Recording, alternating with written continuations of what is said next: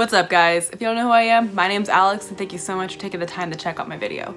I actually had a completely different video I was planning on posting today, but with just everything that's really going on in the world right now with the virus, I really just wanted to share something that God really spoke to me earlier today. So last night, my computer broke.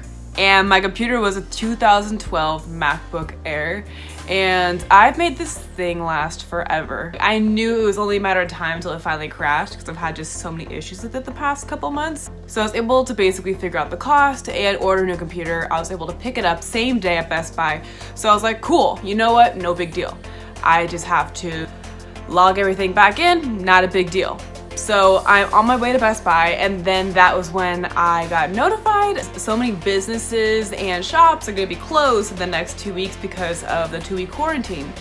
And I already knew that was happening, but I didn't know my job was gonna be affected. So long story short, I was at a stoplight. There was a really good worship song playing in my car, and I was just really feeling it. I was praying to God, like, all right, God, what's going on right now? What's going on with this virus in the world? The world's really giving everyone right now a reason to be afraid and a reason to fall into anxiety. It's really easy for myself to fall into that as well. During the prayer to God, I really just felt a feeling of how afraid a lot of people are. There's so many people out there who are afraid, who are stuck in anxiety, who are tripping out over what's going on and what the world is telling them to freak out about. It's insane how in a matter of minutes, things can go from 0 to 100 real quick. It's really during times like these, during the times of when we're being tested, trials, and when the world is telling you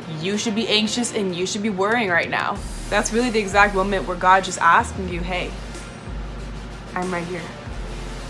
And it's seriously so easy to not even hear God's voice anymore, where we're so focused on the anxiety in our minds, the anxiety on social media, the anxiety of our family and friends and their text messages, and just blowing up with just anxiety where we don't hear God anymore. When you start to get used to not hearing God's voice, the Lord is holding your hand every step of the way. And that's something I really want you to believe. I really want you to remember that. Even in chaotic moments, even in the worst trial, even when you feel like your life is falling apart, He's with you.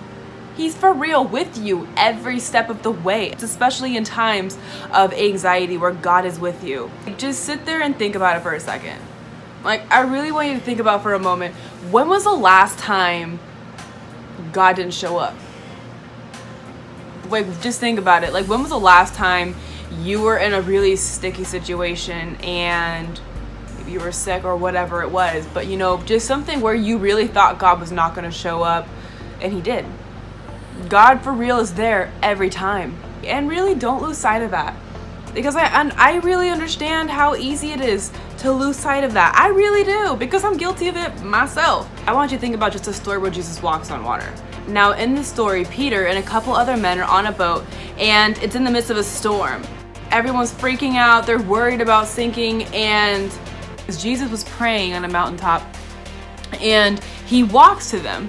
So at first, everyone on the boat was freaked out. They're thinking Jesus is a ghost until they realize it's Jesus. And He invites all of the men to walk towards Him.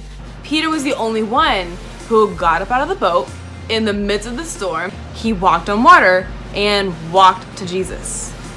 Now, as long as Peter kept his eyes on Jesus, he was walking on water. For real, he was good. But the moment he focused on the storm, he started to sink. When he started to sink, Jesus grabbed his hand and called him out on his lack of faith. That's honestly with us with any trial. We're gonna be going through trials our whole entire lives. That's really just the realization of it. But during the trials, you have two choices. You have a choice to focus on God and let Him bless you with peace and comfort and just you knowing that there's someone there with you, or you can focus on the trial itself and just stretch yourself out with anxiety. So I'm just saying this because this was just super duper heavy on my heart. Like I said, I had a completely different video planned for today. This is super duper unexpected. It's 11 o'clock at night, but I just really felt the need to post this video. Thank you so much for taking the time to check out this video. If you did find it helpful at all, do like the video and don't forget to comment maybe a few things that help you during your trials and anxiety. Do not forget to subscribe and click the bell notification so you don't miss my next video, and I will see you next time.